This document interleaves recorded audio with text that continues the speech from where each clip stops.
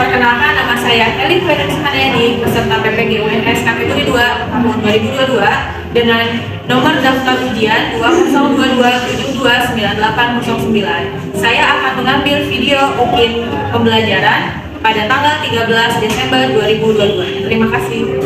Assalamualaikum warahmatullahi wabarakatuh. Waalaikumsalam warahmatullahi wabarakatuh. Selamat pagi semuanya. Pagi, Bu.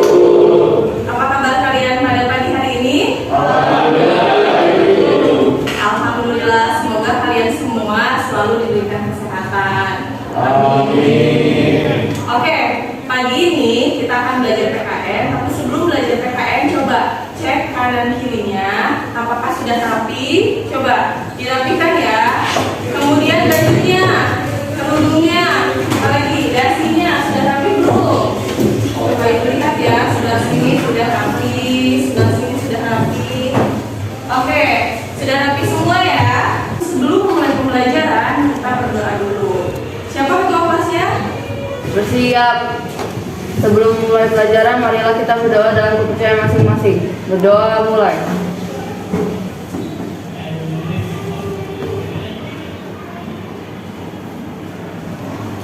Berdoa selesai. Memberi salam. Assalamualaikum warahmatullahi wabarakatuh. Ibu akan absen dulu ya.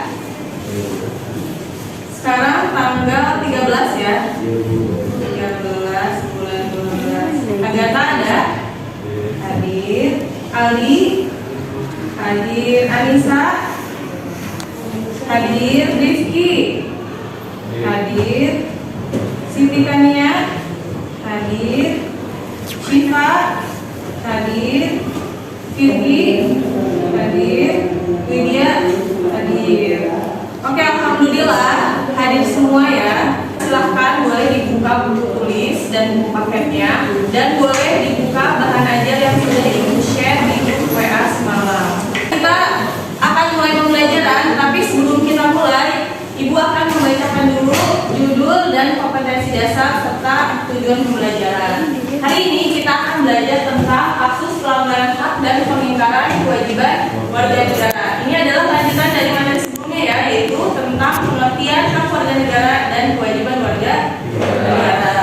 Untuk kompetensi dasar, kalian diharapkan 3.1 mampu menganalisis nilai-nilai Pancasila terkait dengan kasus-kasus pelanggaran hak dan pengingkaran kewajiban warga negara dalam kehidupan berbangsa dan bernegara. Sedangkan untuk tujuan pembelajaran yang pertama, kalian diharapkan mampu menganalisis kira-kira faktor-faktor penyebab kasus pelanggaran hak warga negara dengan tepat. Itu apa saja sih yang menyebabkan adanya sebuah pelanggaran hak dan pengingkaran kewajiban. Kemudian kalian diharapkan mampu menganalisis juga contoh kasus dari pelanggaran hak warga negara dan contoh kasus dari pengingkaran kewajiban warga negara. Nanti poin 2 dan 3 ini akan kalian laksanakan dalam sebuah kelompok. Nah, yang keempat, kalian juga diharapkan mampu menalar hasil analisis kasus pelanggaran hak dan pengingkaran kewajiban sebagai warga negara beserta solusinya sesuai dengan nilai Pancasila dengan baik. Jadi kalian menganalisis kasus tersebut dikaitkan dengan Pancasila dan solusinya seperti apa untuk bangsa Indonesia. Yang terakhir nanti dipresentasikan, yaitu kalian harus mampu menyaji hasil analisis kasus pelanggaran hak dan pengingkaran kewajiban sebagai warga negara beserta solusinya sesuai dengan nilai Pancasila dengan berani. Nah, anak-anak, ada yang pernah dengar nggak kata-kata di atas? Tajam ke bawah, tumpul ke atas. Pernah dengar nggak? Nah, pasti pernah dong. Ini bukan hal yang baru ya. Biasanya dianalogikan untuk kasus apa? Hukum. Siapa yang jawab? Bener ya, Akila ya. Biasanya dianalogikan untuk kasus hukum, di mana hukum itu katanya tajam ke bawah atau galak ke masyarakat biasa, sedangkan tumpul atau lembek ke orang-orang penguasa atau orang kaya, pejabat dan lain sebagainya. Makanya ada istilah tajam ke bawah dan tumpul ke atas. Ibu punya sebuah cerita ya, yang nanti silahkan kalian perhatikan baik-baik kaitannya dengan tajam ke bawah dan tumpul ke atas. Ini ada kasus kasus mencuri 3 buah kakao, Nenek Mina dihukum 1 bulan 15 hari. Kalian pernah nggak dengar ini beritanya? Nah, ini viral banget pada tahun 2009, di mana seorang nenek-nenek yang dianggap mencuri kakao 3 buah, yang mencurinya juga tidak jadi, tapi ternyata dihukum sampai 1 bulan 15 hari. Nah, untuk lebih jelas tentang berita ini, Ibu punya tayangan videonya.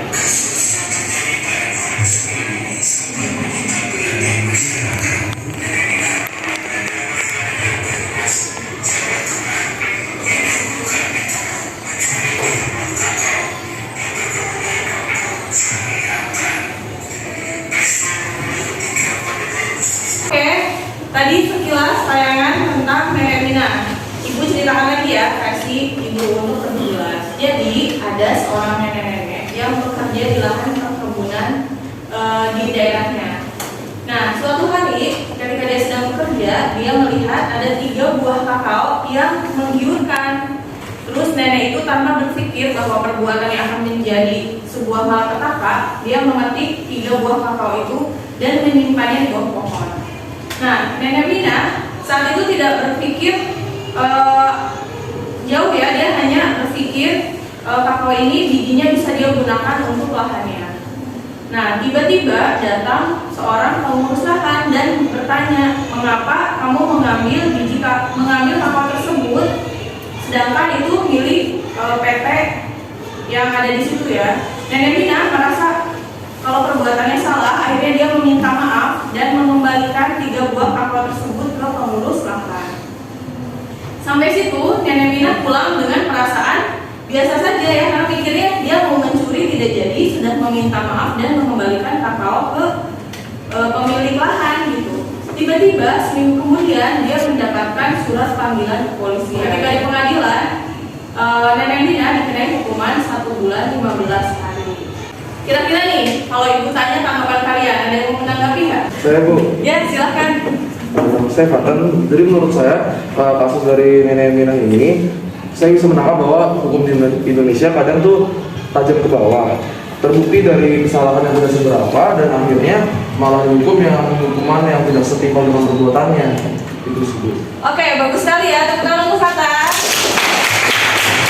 Oke, ada lagi yang mau menanggapi?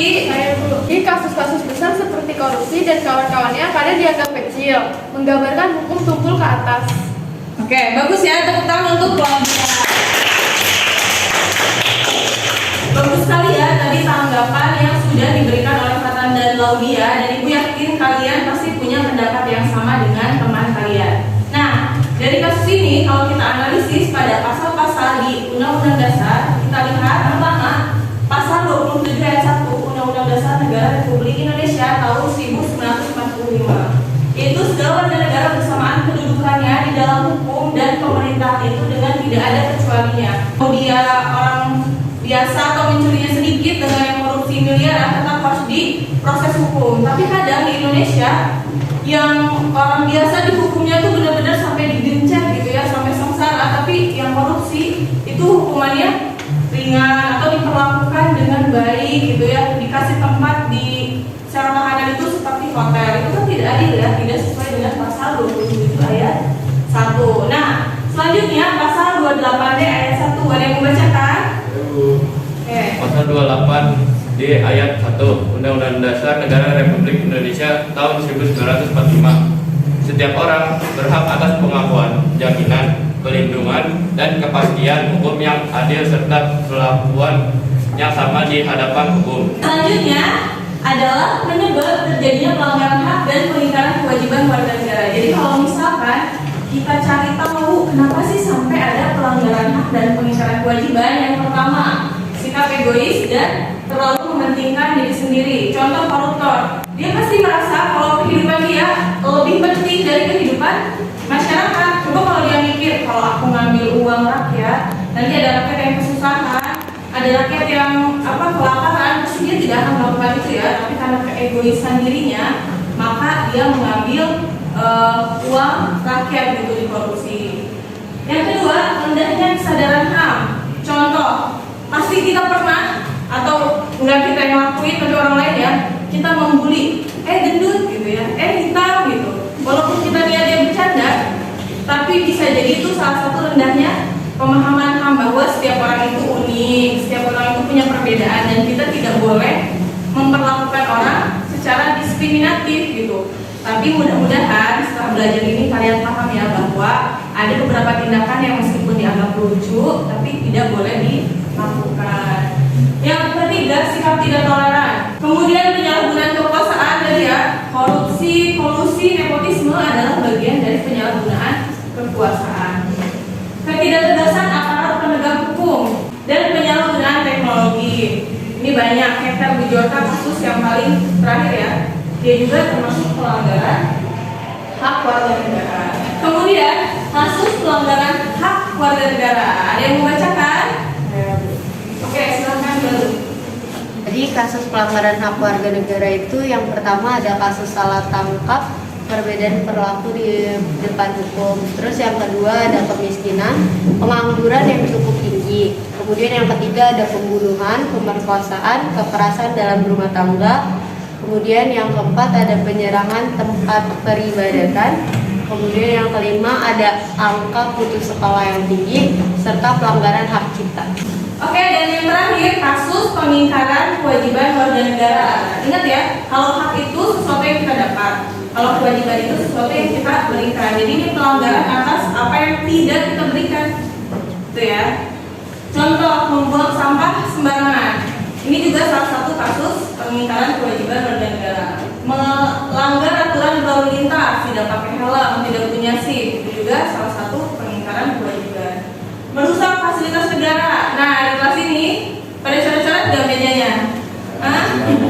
Kalau kalian coret-coret meja, itu bagian dari vandalisme atau merusak fasilitas negara, karena ini bukan punya kalian ya. Meja, kursi, termasuk bangunan ini adalah milik negara. Kemudian tidak membayar pajak kepada negara, tidak berpartisipasi dalam upaya pertahanan dan keamanan. Nah, bolos sekolah, tidak mengikuti aturan sekolah juga bagian dari pengingkaran kewajiban warga negara ya. Jadi jangan sampai terjadi di kelas ini. Amin. Amin ya. Oke, tadi sekian dari Ibu presentasinya. Dilanjut dengan kelompok. Kelompok pertama diketuai Agatha dan kawan-kawan. Kelompok 2 diketuai Ali dan kawan-kawan. Kelompok 3 diketuai Bintang dan kawan-kawan. Kelompok 4 Fatan dan kawan-kawan. Kelompok 5 Fatir dan kawan-kawan. Kelompok 6 Febrianza dan kawan-kawan. Untuk petunjuknya, yang pertama jelas sebelum memulai kelompok kalian harus berdoa dulu, memastikan bahwa jiwa kalian sudah siap ketika kelompok. Kemudian untuk berkelompok, peserta didik membaca berita. Jadi nanti ibu akan beri 2 berita. Satu berita untuk kelompok 1, 2, 3, berita yang satunya untuk 4, 5, 6. Kemudian petunjuk ada di kertas, silahkan dikerjakan. Tugasnya kerjakan di halaman belakang LKPD, ada di belakangnya. Tuliskan di belakangnya nama kelas dulu, nama kelompok berapa, dan anggotanya siapa saja. Lanjut jawaban-jawaban dari hasil diskusi kalian. Nah, untuk kelompok 1, 2, 3, topiknya Kemendikbud sebut angka putus sekolah SD naik 10 kali lipat selama pandemi. Sedangkan untuk kelompok 4, 5, 6 materinya miris banyak orang kaya di Jakarta telat bayar pajak. Kalau kalian perhatikan kasus yang atas itu untuk kelompok pelanggaran hak warga negara, yang bawah untuk kelompok pengingkaran kewajiban warga negara. Silakan untuk berkumpul dengan kelompoknya.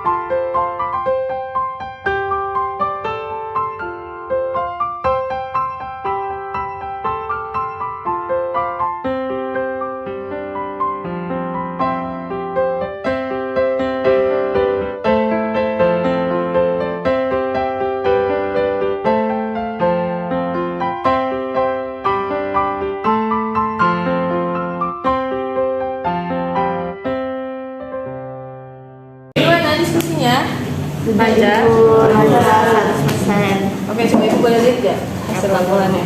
Oke, udah selesai semua ya. Ini nomor 1. Oke, ini nomor 2, nomor 3. Coba anggota kelompoknya udah ada, kelas dan kelompoknya. Oke, bagus ya. Nanti siap-siap presentasi.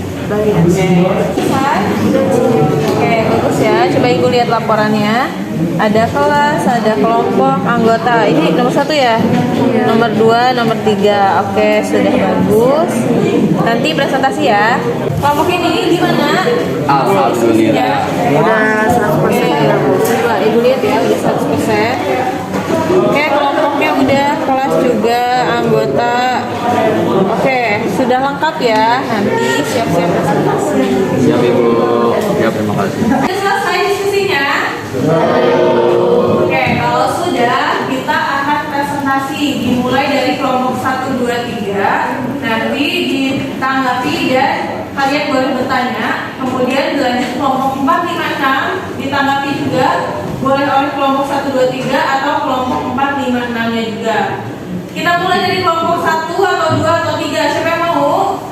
Oke, silakan maju ke depan. Assalamualaikum warahmatullahi wabarakatuh. Waalaikumsalam warahmatullahi wabarakatuh. Perkenalkan, kami dari kelompok 2. Perwakilan saya Siti Yauda. Saya akan mempresentasikan hasil analisis terhadap kasus Kemendikbud sebut angka putus sekolah SD naik 10 kali lipat selama pandemi, yang kaitannya dengan materi hak dan kewajiban warga negara.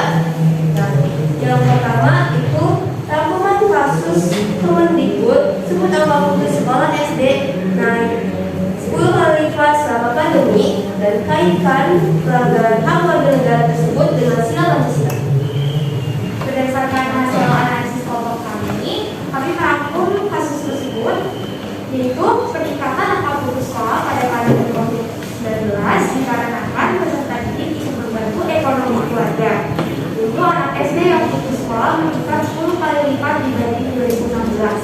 orang tua yang memaksa mereka untuk mengajak anaknya bekerja itu terus menghadapi.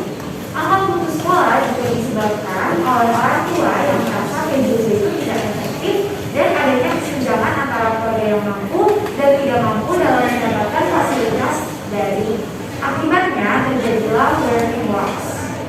Kasus tersebut melanggar sila kelima Pancasila, yaitu keadilan sosial bagi seluruh rakyat. Nah, yang kedua, apa sih dampak dari kasus yang berikut?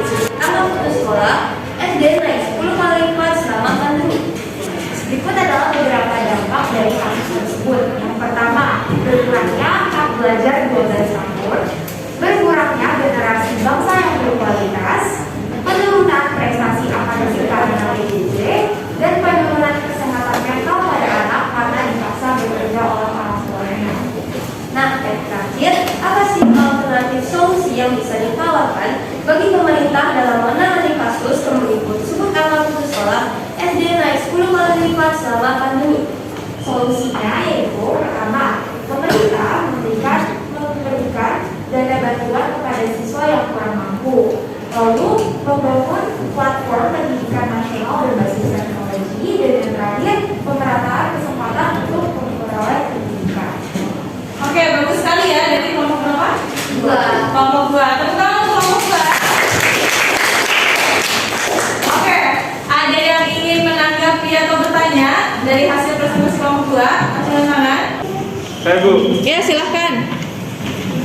Jadi ini Bu, kelompok kami ada perbedaan jawaban di dampak dan alternatif solusi. Jadi kalau di dampak dari kasus tersebut, kalau menurut kami ya, itu ada terjadinya kesenjangan dari keluarga kaya dan miskin. Kesenjangan terjadi karena perbedaan dalam akses pembelajaran. Nah, yang kedua ada terjadinya learning loss pada anak dan banyaknya anak di bawah umur yang membantu orang tuanya bekerja.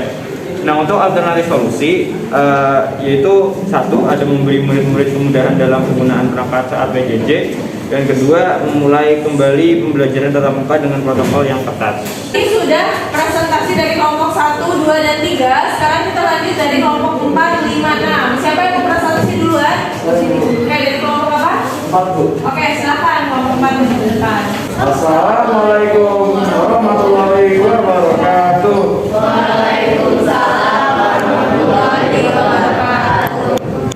Kami dari kelompok 4 ingin mempresentasikan hasil diskusi kami mengenai Miris, banyak orang kaya di Jakarta telat bayar pajak.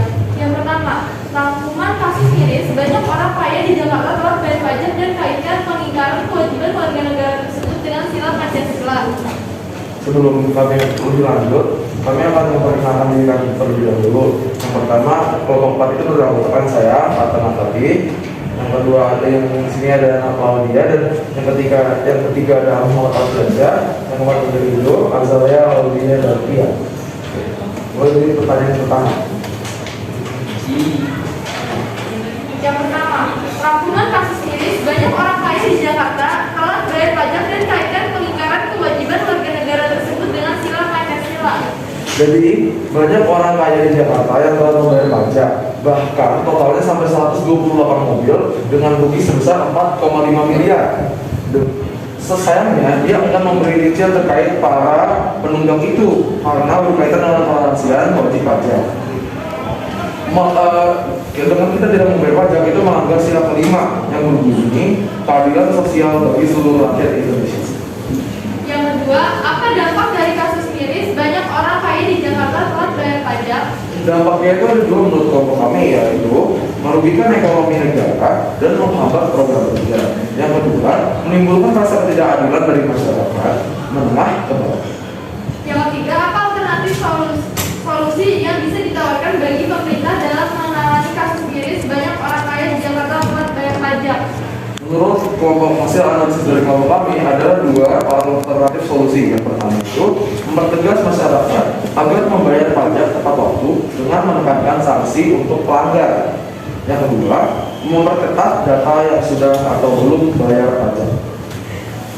Oke, bagus sekali. Tepuk tangan untuk kelompok 4. Ada yang ingin bertanya atau menanggapi? Baik Bu, mengapa kelompok kalian mengaitkan kasus tersebut dengan sila kelima Pancasila? Terima kasih Rizky atas pertanyaannya. Izinkan saya menjawab. Keterkaitan keterkaitan kasus ini dengan sila kelima adalah kenapa masyarakat yang di bawah itu kan banyak yang membayar pajak, sedangkan yang masyarakat ke atas itu enggan membayar pajak. Maka jatuhnya itu adalah ketidakadilan. Nah, itu berarti melanggar sila kelima yang keadilan sosial bagi seluruh rakyat Indonesia. Seperti itu Rizky mungkin.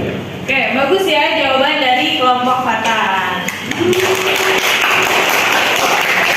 Oke anak-anak, terima kasih ya yang tadi sudah aktif dalam pembelajaran, yang sudah aktif bertanya, memberikan pendapat, dan yang sudah presentasi tadi ya, aktif dalam kelompok, dalam presentasi. Semoga kalian tetap aktif seperti ini di pelajaran-pelajaran lainnya selain PKN.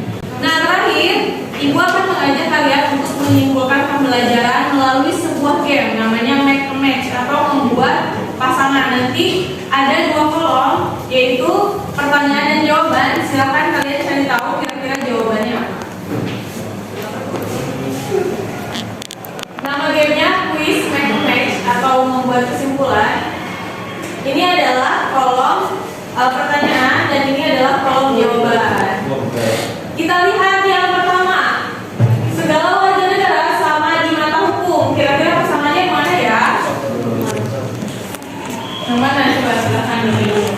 Ini kayak bunyi pasal ya, kan ada Jadi jawabannya pasal 22 ayat 1. Kita lihat, benar nggak ya?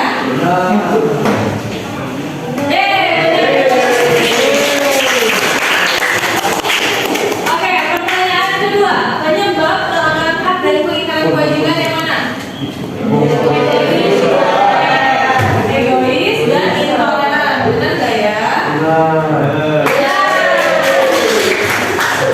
Nomor 3, kasus pelanggaran hak. Pembunuhan, benar yakin? Bukan yang ini sembarangan. Oke, kita lihat. Kemudian yang nomor 4, kasus pengingkaran kewajiban. Kalau kewajiban warga negara? Kita lihat.